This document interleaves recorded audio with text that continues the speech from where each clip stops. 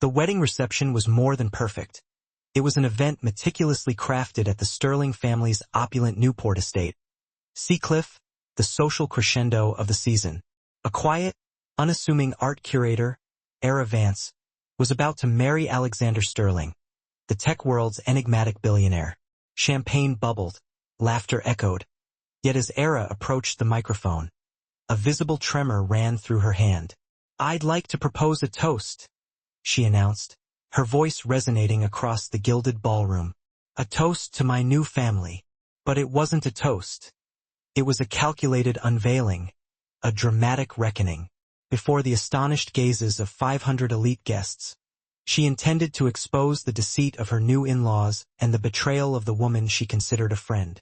The world saw Era Vance as the brilliant, yet understated curator who had captivated the heart of Alexander Sterling, the notoriously private CEO of Ether Dynamics. Their courtship was a modern fairy tale, the shy art historian and the titan of technology. Alexander, unlike his lineage, was not born into wealth. He had forged his empire from the ground up. This fact was a persistent barb for his parents, Harrison and Genevieve Sterling. The Sterlings were old money, their ancestry interwoven with the Mayflower, a heritage that bred contempt for those outside their exclusive echelon. From the moment Alexander introduced Era, she was treated not as a fiancée, but as a temporary fascination, a project Alexander would soon tire of. "She's quaint," Genevieve had murmured at their engagement party, her eyes dissecting Era's simple, elegant dress. "But Alexander, darling, the Sterling name demands a certain polish. She has substance, mother," Alexander countered, his arm tightening around Era's waist. "More substance than our entire social register combined." But the subtle war persisted. Genevieve and Harrison viewed Era as a threat to their control over the Sterling legacy.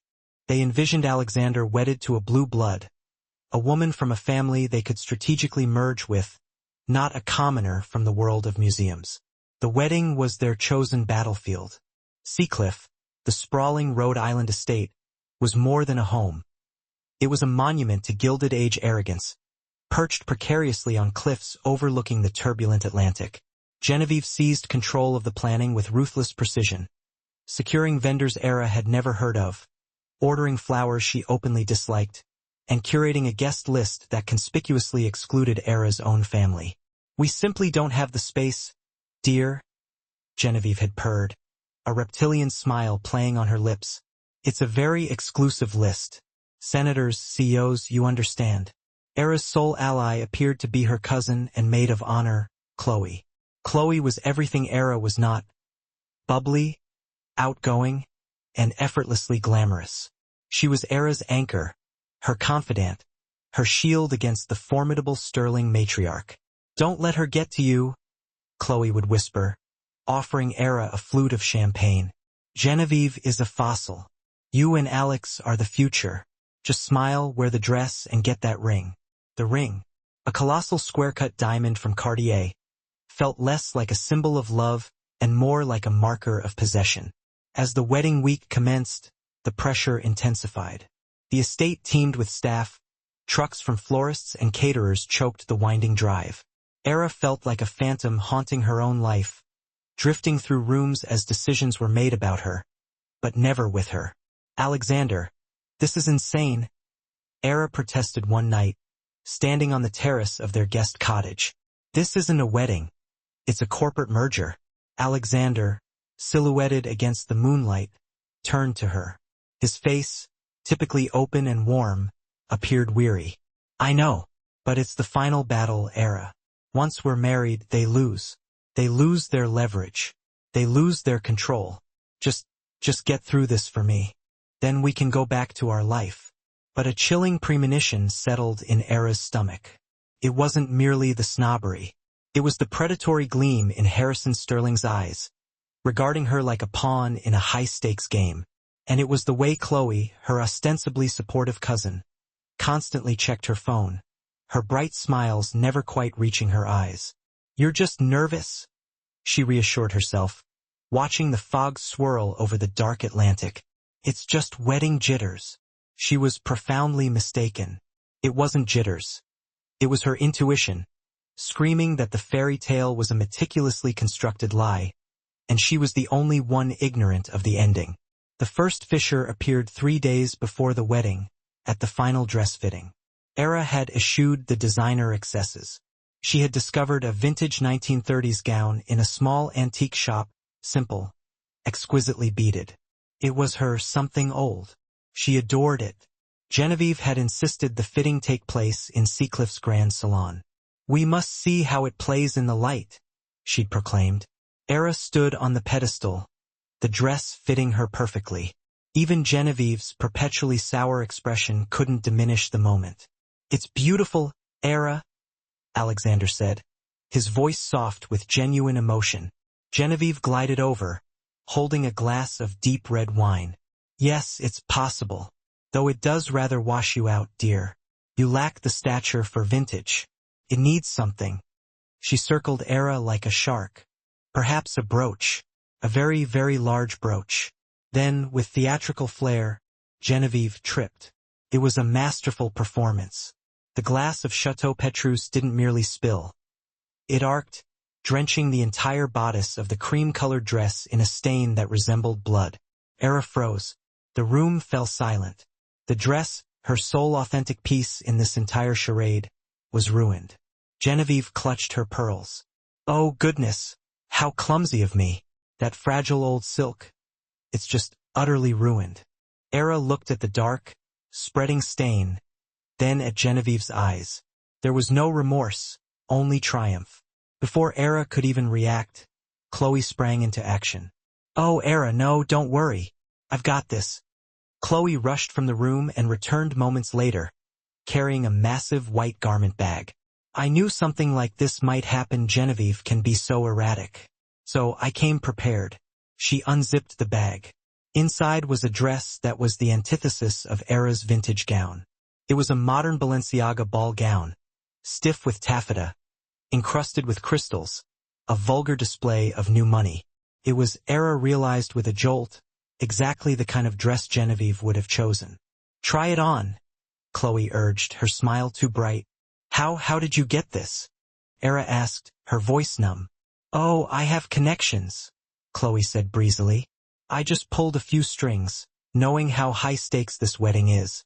It's a sample. See, it'll be perfect." Alexander looked uneasy.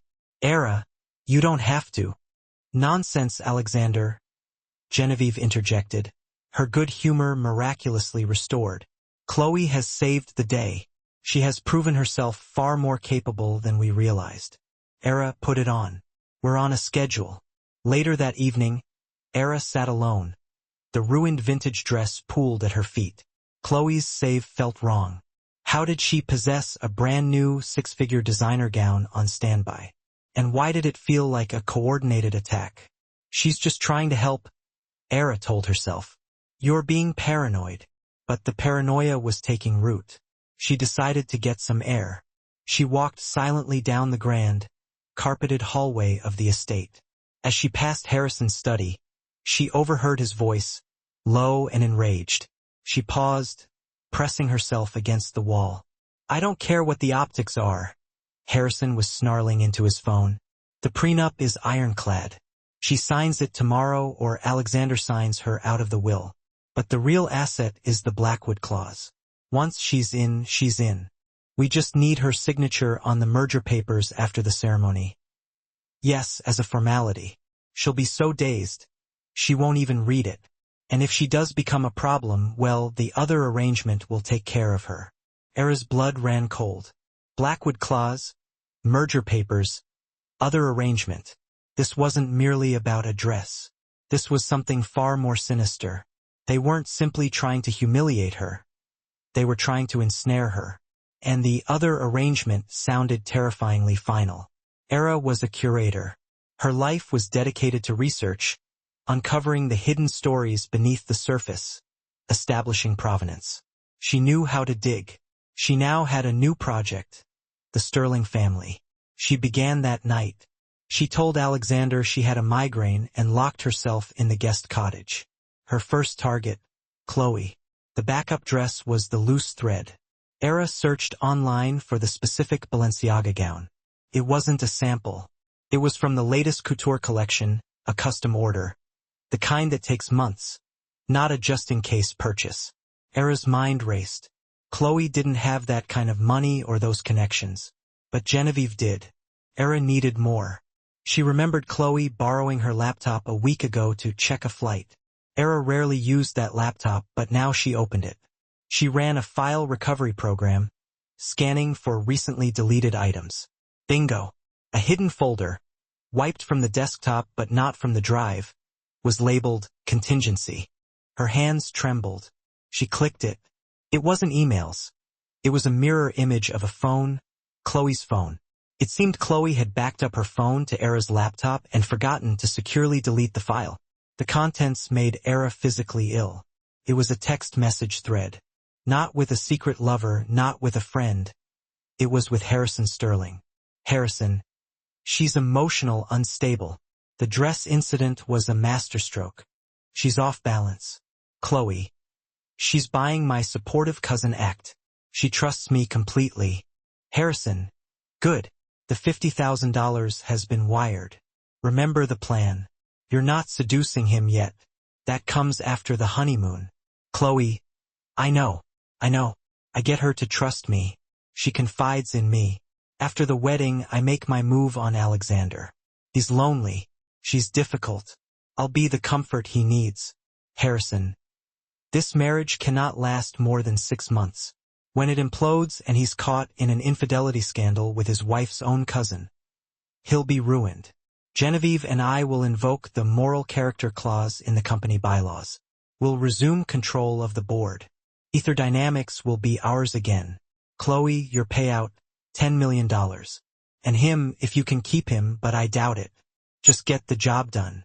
Era leaned back, the laptop screen blurring. Chloe, her cousin, her maid of honor, wasn't an ally. She was a mercenary, hired by Harrison and Genevieve. The Mistress plot wasn't for Alexander to cheat before the wedding. It was a long con. They were manufacturing a mistress. And it was Chloe. They were going to destroy Alexander's reputation, frame him for infidelity, and use the ensuing scandal to seize his company. Era's humiliation. The dress. It was all a psychological game to make her appear erratic and unstable, to drive a wedge between her and Alexander before Chloe even made her move. A surge of cold, clarifying rage coursed through her. They thought she was a fragile, stupid little bird. They had no idea who they were dealing with. But then she remembered Harrison's phone call. The Blackwood clause, the merger papers.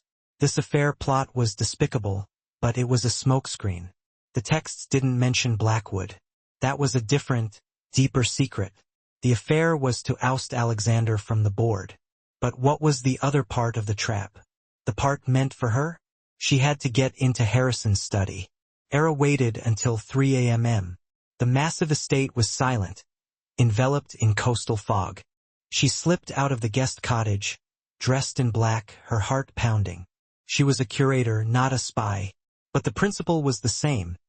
Handle the artifacts with care and don't leave fingerprints. She had observed Harrison enter his keypad code for the study earlier. His wedding anniversary. Pathetic. The heavy oak door clicked open. The study was a tomb of old money, reeking of leather, brandy, and entitlement. His computer was on, displaying a sleek, expensive desktop. It was password locked. Era's mind raced. What would a narcissist like Harrison use? She tried. Sterling? No. Seacliff? No. Mayflower? No. Then she noticed the small framed photo on his desk. It wasn't of his wife or son. It was of a racehorse. A small plaque read, Blackwood, Belmont, winner, 1999. Her fingers flew across the keyboard. BLACKWOOD, 99. The screen unlocked. Era dove into the files. It was mostly tedious corporate documents. But then she saw it. A folder labeled Ether Restructure. Inside was the truth. It was worse than an affair. It was financial treason. Harrison and Genevieve were systematically embezzling money from their own son's company, Ether Dynamics. They were using a shell corporation, Blackwood Capital, to file fraudulent invoices for consulting services. Millions of dollars every month, siphoned directly from Alexander's profits into an offshore account in the Cayman Islands. But it got worse. The merger papers Harrison had mentioned were documents that would officially merge Blackwood Capital with Ether Dynamics, disguised as a standard acquisition. And the signature line on the new, merged entity, Director of Acquisitions, was blank. They were going to bestow that title upon Era as a wedding gift. The final piece of the puzzle slotted into place. The Blackwood clause in the prenup. She hadn't seen it, but she could guess. It stated that if the marriage dissolved, each party would be liable for the debts or crimes of any corporate entity they managed. It was a perfect, diabolical trap. 1. Have Era sign the prenup. 2. Have her sign the merger papers at the wedding, making her the director of the fraudulent shell company. 3. Unleash Chloe to destroy the marriage. 4. When the divorce occurred, the fraud would be discovered. 5. Who would be the obvious scapegoat? The new, gold-digging wife who was suddenly the director of the corrupt entity, Era Vance. They were going to frame her for their crimes. She would go to prison. Alexander, betrayed by his wife and his cousin, would be emotionally devastated, and his parents would reluctantly step in to reclaim control of his company. Era felt the floor sway. She grabbed the desk for support. They weren't simply trying to get rid of her. They were trying to erase her. She heard a noise, a floorboard creaking in the hall. She didn't run. She didn't hide. She grabbed a tiny USB drive from Harrison's desk drawer. With steady hands, she began to copy the entire restructure folder. Every email, every bank transfer, every damning spreadsheet. She heard the doorknob turn. She slid the USB drive into her pocket and hit the lock button on the computer, spinning in the chair just as the door opened. It was Alexander. He stood in the doorway, his face etched with confusion and a deep, unsettling calm. He looked at her, then at the computer, then back at her. Era, what are you doing in my father's study? Her heart stopped. This was it, the moment of truth. Could she trust him? Was he part of it? The text from Harrison implied Alexander was a victim, but she couldn't be certain. She took a breath and made her choice. I think, she said, her voice shaking but clear, you and I need to postpone the honeymoon. We have a problem. She told him everything. She laid out the Chloe plot. She explained the Balenciaga dress. And then she told him about Blackwood Capital, the embezzlement, and the trap they had set for her. She watched his face, expecting rage, disbelief, or denial. Instead, Alexander Sterling listened with an intensity that chilled her. His expression didn't change. When she finished, he remained silent for a full minute. The only sound was the ticking of the grandfather clock in the hall. Finally, he spoke. You found all of this in 3 days. Alex, did you hear me? Your parents are criminals. They're framing me. Chloe is. I know, he said. Era stared. You knew? I've known they were stealing from me for 2 years, Alexander said, his voice flat, devoid of emotion. I just didn't know how they were doing it. Blackwood Capital. That's the piece I was missing. And I had no idea they'd pull Chloe into it. That's new. You knew and you let me walk into this? You let them humiliate me? Era, he said, stepping into the room. I knew they were thieves. I didn't know they were monsters. I thought they just wanted money. I didn't realize they wanted to destroy you. He gestured to the USB in her hand. They've underestimated you. They think you're a museum piece. They don't realize you're a weapon. What do we do? She whispered. We call the police. We cancel the wedding. No, Alexander said, a hard light entering his eyes. We do neither. The wedding is tomorrow. 500 of the most powerful people in the world will be here. My parents are planning to destroy us. What they don't realize is, we're planning to destroy them. What do you mean? I mean, Alexander said, taking the USB drive from her hand. You're going to wear your beautiful dress. You're going to walk down that aisle, and you and I are going to give the performance of a lifetime. The morning of the wedding was a masterpiece of cognitive dissonance. Era was zipped into the gaudy, stiff Balenciaga gown by a beaming Chloe. You look stunning, Chloe gushed, her eyes bright with duplicity. So much better than that old rag. You look like a sterling. Thank you, Chloe, Era said, her voice smooth as silk. I couldn't have done this without you. Genevieve was in her element, marching through the halls of Seacliff, barking orders at the staff. She spotted Era and offered a rare, thin-lipped smile. See? I told you that dress was better. You finally look the part. You were right, Genevieve, Era said. Today is a day for new beginnings. The house overflowed with hydrangeas. A string quartet played softly. Guests began to arrive. The CEO of J.P. Morgan, a senator from New York, tech rivals from Silicon Valley.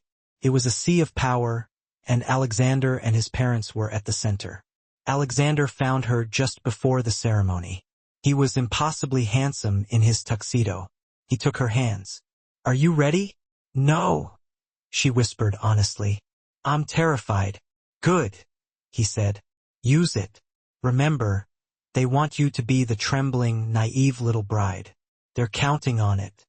Then he leaned in and whispered, I had a small gift sent to your room as something new.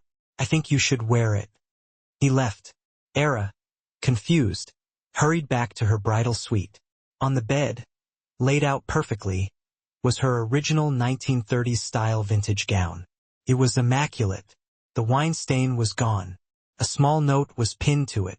Asterisk, my friend at the Met is a genius with textiles. I could never let you get married in a dress our enemies chose for you. Era ripped off the Balenciaga dress and put on her dress. When she walked out to the top of the grand staircase, she saw Genevieve's face. The matriarch's smile froze, and her eyes widened in pure, unadulterated fury. Era just smiled and began her descent. The ceremony itself was a blur. It took place on the lawn, the Atlantic crashing violently against the cliffs below. Era and Alexander stood under an arch of white roses. She could feel Harrison's gaze on her. She could feel Chloe standing beside her, radiating smug victory. They said their vows. Era's voice was steady. I promise to be your partner, she said, looking directly into Alexander's eyes. In truth and in transparency, with no secrets between us. What is yours is mine, and what is mine is yours always. Alexander's vows were just as loaded. I vow to honor you, to protect you, and to build a life with you based on unconditional trust. I will be your shield, and I will be your sword. No one will ever harm you again. I swear it. They were pronounced man and wife. Alexander kissed her a brief, hard kiss that felt less like romance and more like a pact. The crowd erupted. The trap was set. The reception was held in the grand ballroom, a cavernous space with gold leaf ceilings and crystal chandeliers that had once belonged to a Russian czar. The mood was exuberant. Champagne flowed freely. Era and Alexander had their first dance. They're watching us? Era whispered as Alexander spun her around. Of course, he murmured back. My mother is furious about the dress. My father is already calculating how soon he can get you to sign those papers. And Chloe is probably picking out China for her wedding to me. This is madness, she said. This is justice, he replied. It was time for the toasts. They took their seats at the head table. Harrison, as the father of the groom, stood up first. He tapped his glass. Friends, family, he began, his voice booming. We are here to celebrate a union. When my son Alexander first built his company, he did it with ideas. But ideas are fleeting. It is legacy that endures. It is family that endures. He raised his glass to Era. We were surprised that Alexander chose someone so simple. But we are confident she will learn the sterling way. She is, after all, a quick study. We welcome you, Era, to the family. The applause was polite. It was a clear public insult. Then Genevieve stood. To Alexander and Era. May you be as happy as you deserve. Another veiled threat. Then Chloe. To my dearest cousin Era, she gushed, raising her glass. We've been through so much. I am just so happy you finally found someone to take care of you. You deserve all the happiness in the world. And to Alexander, welcome to the family. I look forward to getting to know you much better. She winked. It was sickening. Era felt the stares of 500 people. Finally, it was Era's turn. Alexander gave her hand a squeeze. She stood, walking to the microphone. The room quieted. "Thank you," she began, her voice soft, making the crowd lean in. "Thank you all for coming. Thank you, Genevieve and Harrison, for this extravagant welcome. And thank you, Chloe, for everything." She smiled, a small, sad smile. "Harrison mentioned that I'm a quick study. And he's right. I've learned so much since I met the Sterlings. I've learned about art, about business, about family values." She cleared her throat. She turned to Alexander's AV technician, who was managing the large screen set up for a romantic slideshow. "James, could you run the presentation I gave you? I call it Sterling Family Values." Genevieve looked confused. Harrison narrowed his eyes. "Of course, Mrs. Sterling," the technician said. The screens flickered, but it wasn't a photo of Era and Alexander. It was a bank statement, a wire transfer for $50,000 from Sterling Industries to a private account. "This first slide," Era said, her voice gaining strength, "is a generous gift from my new father-in-law, Harrison Sterling, to my maid of honor, Chloe. A thank you for her services." A collective gasp swept the room. Chloe went white. "Click the next slide." It was the text message thread, blown up 20 feet high. Asterisk Harrison. "This marriage cannot last more than 6 months. Asterisk Chloe. I know. I make my move on Alexander. He's lonely. I'll be the comfort he needs." Here's the extensively rewritten and expanded passage. Adopting a rewrite and deeply expand style. "We would seize control. Ether dynamics would be ours," Elara had declared, her voice a glacial pronouncement. "The plan. Install my own blood as a honey trap to lure my husband into temptation, orchestrate a lurid infidelity spectacle, and pilfer his empire. A standing ovation for familial devotion, ladies and gentlemen." Chloe emitted a strangled, bird-like gasp and crumpled into her seat, a pathetic tableau of defeat. "But wait," Era purred, a glint of something dangerous in her eyes.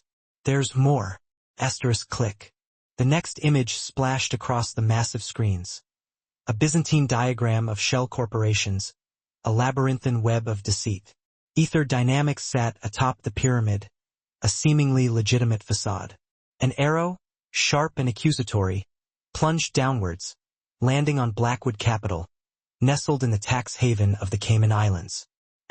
This asterisk, Era stated, her voice now a weapon, is the true family business, embezzlement plain and simple. For 2 long years, Harrison and Genevieve Sterling had been systematically bleeding millions, diverting funds from their own son, their own flesh and blood. Harrison surged to his feet, his face swelling, a grotesque caricature of aristocratic outrage. "Slander! Lies! This is a security breach. Shut this farce down." "Oh, but it's hardly slander if it's demonstrably true, Harrison, darling," Era countered, her voice laced with venomous sweetness. "I discovered the Blackwood file tucked away in your study, conveniently password protected with your favorite polo pony's name." How predictable. Harrison froze, the blood draining from his face, leaving him a ghastly shade of gray. "And the piece de resistance," Era continued, her voice now trembling, not with fear, but with righteous fury, "was the intricate trap you so carefully laid for me. The plan to install me as director of Blackwood Capital, to frame me for your fraud, to condemn me to a prison cell while you—" She paused, clearing her throat, a tremor running through her frame. "While you casually usurped my husband's legacy." The ballroom, once a shimmering paradise of wealth and privilege, erupted in chaos. Guests scrambled to their feet, their faces etched with a mixture of horror and morbid fascination. Senator Thompson looked as though he'd swallowed a lemon, his political career flashing before his eyes. Mr. Davis, the titan of J.P. Morgan, was already inching towards the gilded exit, his face a mask of grim calculation, no doubt preparing to short Sterling stock with ruthless efficiency. Genevieve screamed, a shrill, inhuman sound, the death cry of a wounded animal. You ungrateful little gutter rat. We gave you everything. Era spat back, her eyes blazing with contempt. You tried to take everything. You destroyed my dress, you insulted my family, and you attempted to lock me away in a gilded cage. You thought I was stupid. You thought I was weak. You thought I was just a simple girl from a museum. Every eye in the room was now riveted on Era, the unassuming bride who had just detonated a social bomb. All eyes were trained on the Sterlings, their carefully constructed facade of respectability crumbling into dust. And then, inevitably, everyone turned to the one person who hadn't uttered a word. Alexander Sterling, the billionaire groom, the silent observer in his own personal inferno. The world seemed to hold its breath. For a single, agonizing second, the only sound in the opulent ballroom was the high-pitched whine of feedback from the microphone Era had released. It swung gently on its stand, a morbid pendulum marking the end of an era. The incriminating images, the damning texts, the irrefutable bank transfers, the Blackwood Capital logo, all remained seared onto the massive screens, an impossible-to-ignore monument to the Sterling's treachery. Alara's heart hammered against her ribs, a frantic drumbeat against the silence. Her palms were slick with icy sweat. She had done it. She had lit the fuse, dropped the match into the powder keg. She was standing in the epicenter of the explosion, and she had no idea who, if anyone, would emerge unscathed. Then the world shattered. It wasn't a gasp. It was a primal roar. A cacophony of 500 voices erupted simultaneously. Chairs scraped against the polished floors, crystal glasses toppled and shattered, and a tidal wave of tuxedos and couture gowns surged as the horrified guests scrambled to their feet. Senator Thompson's face was a waxy mask of political doom.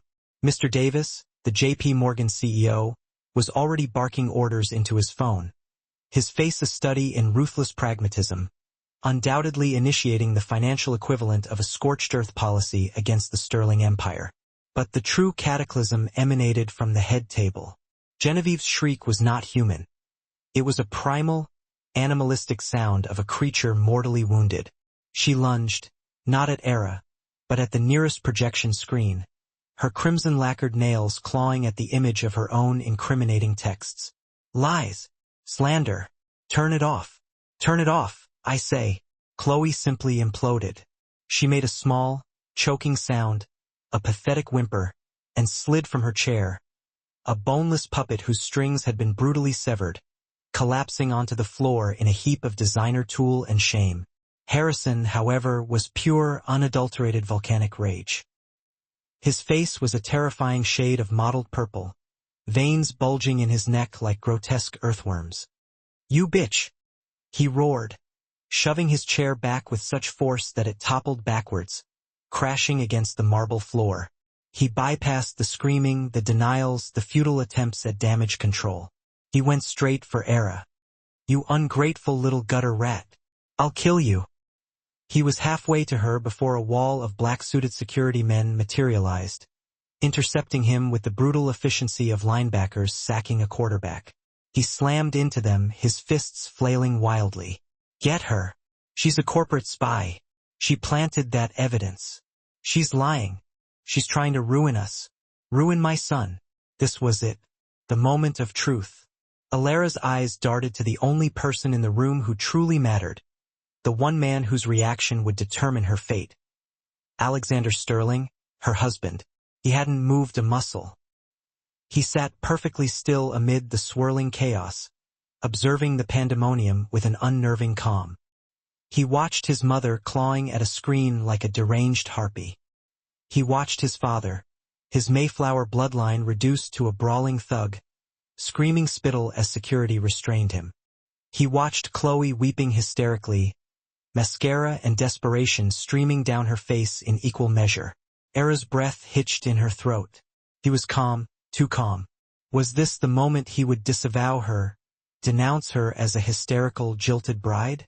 Had she miscalculated? Was he, too, a player in a game so deep, so complex, that she hadn't even glimpsed the bottom?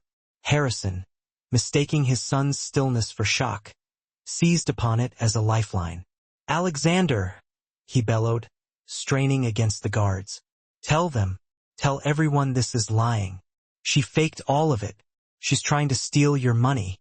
It's her. It was always her.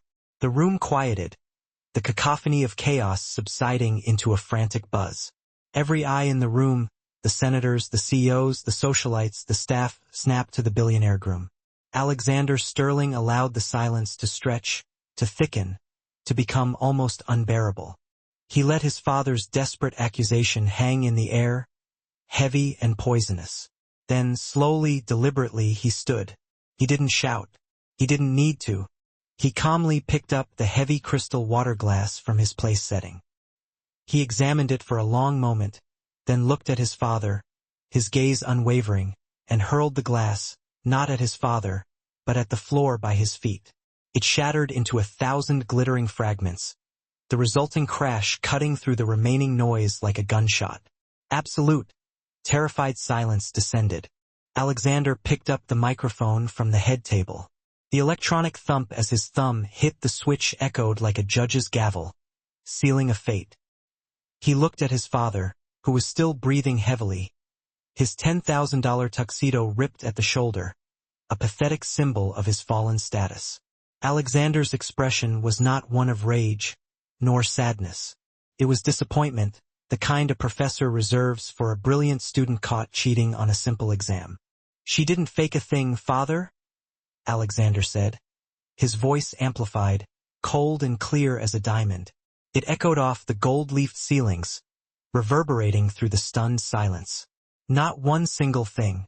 A fresh wave of whispers rippled through the crowd, a collective intake of breath. Harrison's face went from mottled purple to a sickly, ashen white. Alexander turned to the 500 stunned guests, his gaze sweeping across the sea of bewildered faces. "My wife is a brilliant woman, a curator, a researcher. Her entire life is dedicated to uncovering the truth beneath the surface, the provenance behind the artifact. And in 3 short days, she uncovered a criminal conspiracy that has been poisoning my company and my life for years." He turned back to his parents, his eyes devoid of any warmth or affection. "She's absolutely right. My parents are thieves. My wife's cousin is a harlot for hire. Everything you see on those screens is the unvarnished, pathetic truth." Era felt a wave of relief so potent that her knees almost buckled beneath her. He believed her. He was defending her.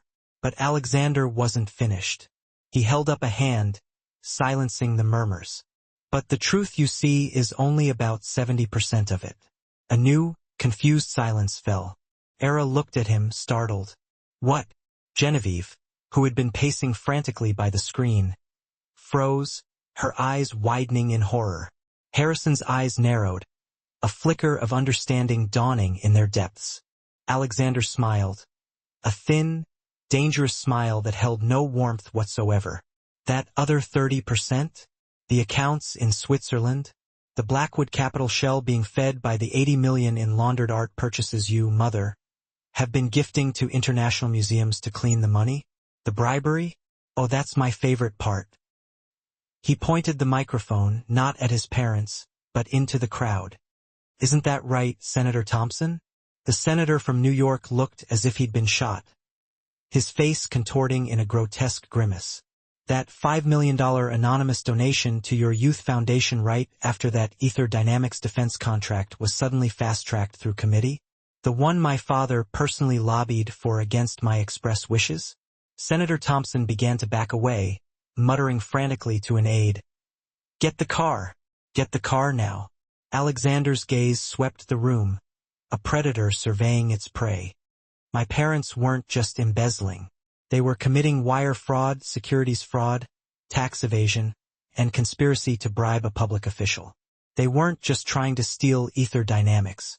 They were using it as their personal piggy bank to commit federal crimes." He finally looked back at his father, who was now trembling uncontrollably, his face slick with sweat. "You see, father, my wife, in her brilliance, was gathering evidence for what she thought was a divorce filing or a criminal case to save herself." "I," Alexander said, tapping his own chest, "have been gathering evidence for the Southern District of New York for 18 months. The gasp that ripped through the room was so sharp it sucked the air out of the ballroom. Harrison Sterling's legs gave out, and he staggered, grabbing a chair for support, his face a mask of abject horror. He was looking at his son as if seeing him for the very first time. "This wedding," Alexander announced, his voice ringing with the finality of a death sentence, "was a trap, but not for my wife. It was never for her. It was for you." Era's mind was reeling. 18 months. He knew. He had known all this time. You knew. "I've known you were stealing from me since the quarterly audit in 2023, Alexander continued, his voice a calm, terrifying monotone, as if he were explaining a complex algorithm. He paused, taking a deliberate breath. "I knew you were arrogant. I knew you, mother, were consumed by a bitterness that rotted you from the inside because your son eclipsed you. I knew you hated Era because she was smart and kind and mine." He paused again, clearing his throat. "So I let you," he said, his voice devoid of emotion. "I let you steal. I let you build your little shell company. I let you plan your takeover. I fed you branded information. I let you think you were winning, because I wasn't just building a civil case.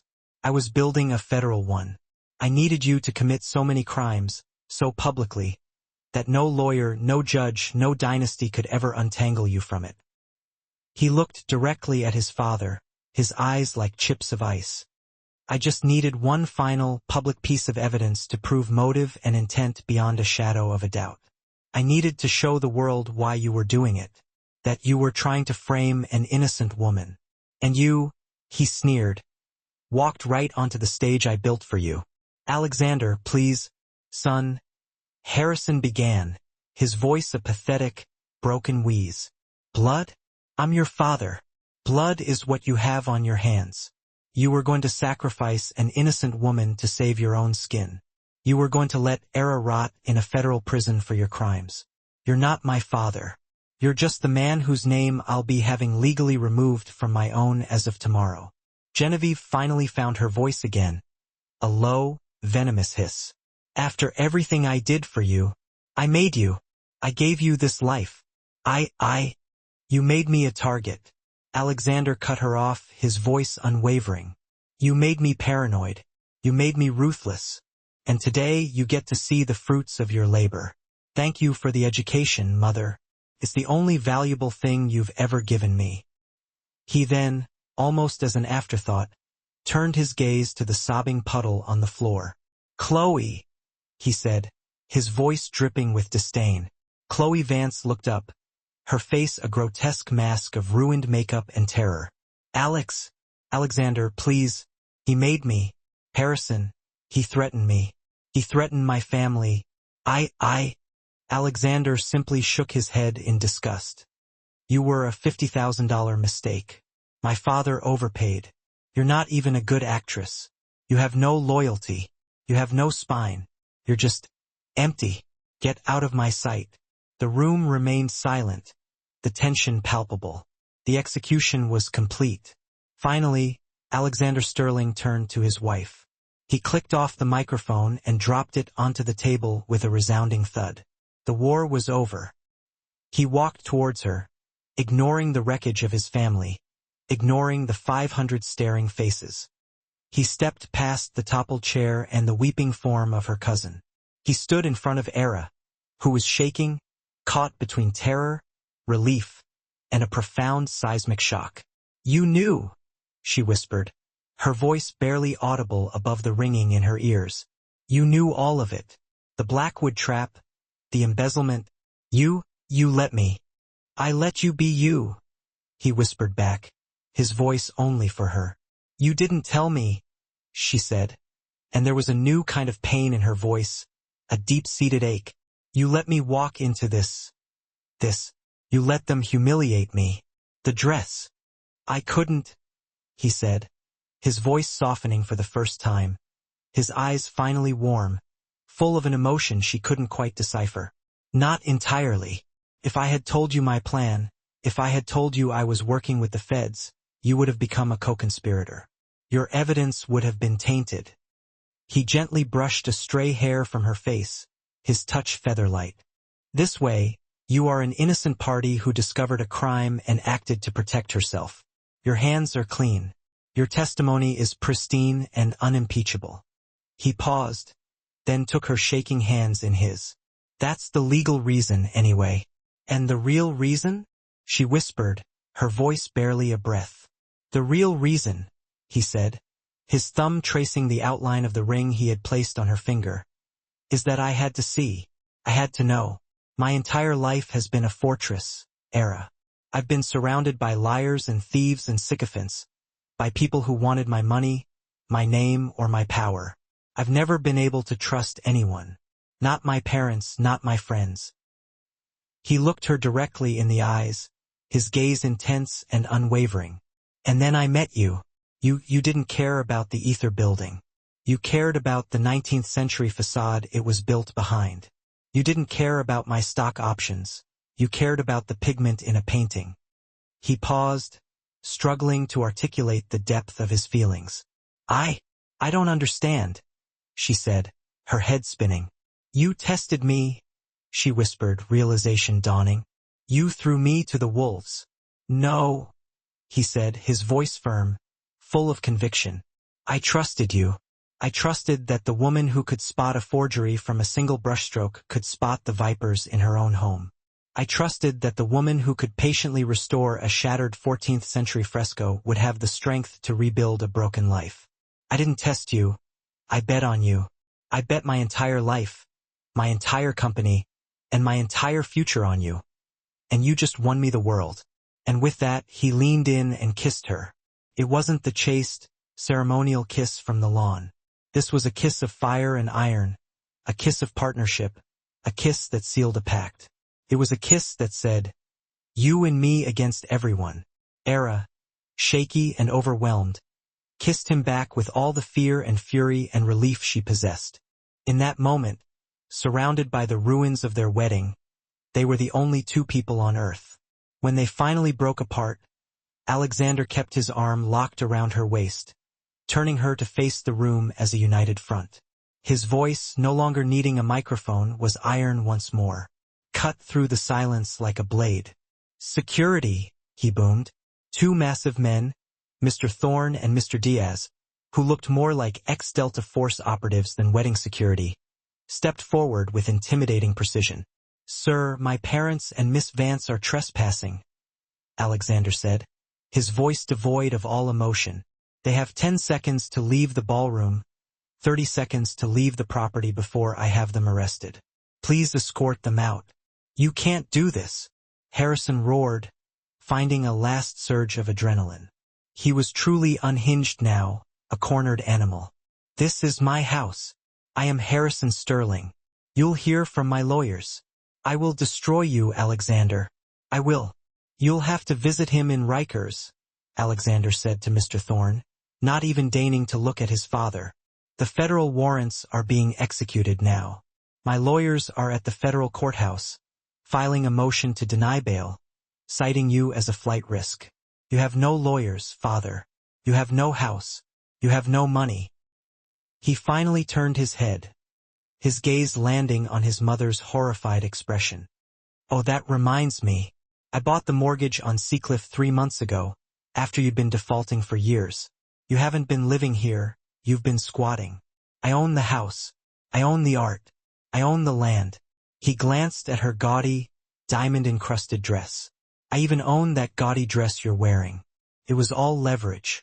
That was the final blow. Harrison Sterling didn't just break. He shattered. The fight went out of him. He was an old, ruined man, his eyes vacant, his shoulders slumped in defeat. Mr. Thorne and Mr. Diaz didn't wait for further instructions. They were professionals. They each seized one of Harrison's arms and began to march him unceremoniously towards the grand ballroom doors. No! Genevieve shrieked, clutching at a priceless tapestry as if it were a lifeline. No, you can't. This is my life. My name. Another guard peeled her, kicking and screaming. From the wall, her carefully constructed world collapsing around her. Chloe, silent, hollow, and wide-eyed as if her soul had been scraped clean, was yanked upright by a third security guard. Her legs barely held her. She stumbled forward, unable to walk on her own, and the guard half-dragged, half-steered her across the room. Her designer heels, worth more than most people's rent, scraped helplessly against the polished parquet flooring, leaving ugly scuff marks on wood that had probably been imported, handcrafted, and obsessively waxed for the event. The march that followed was nothing short of a public execution in social form, a slow, torturous walk of humiliation. Not a whisper dared break the air, except for Genevieve's shattered, incoherent sobbing, the kind that came not from sorrow, but from shock and the sudden, freefall of losing everything at once.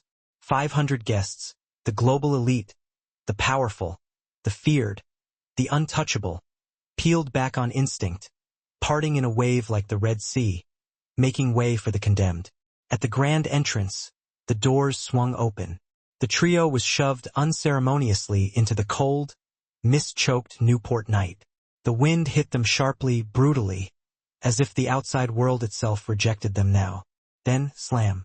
The colossal doors shut with a deep, echoing thud that sounded final, irrevocable. A sentence passed.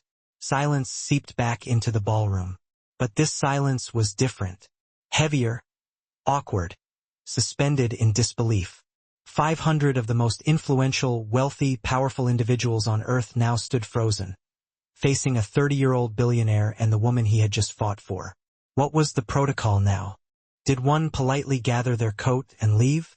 Did the gala end? Or did life impossibly continue?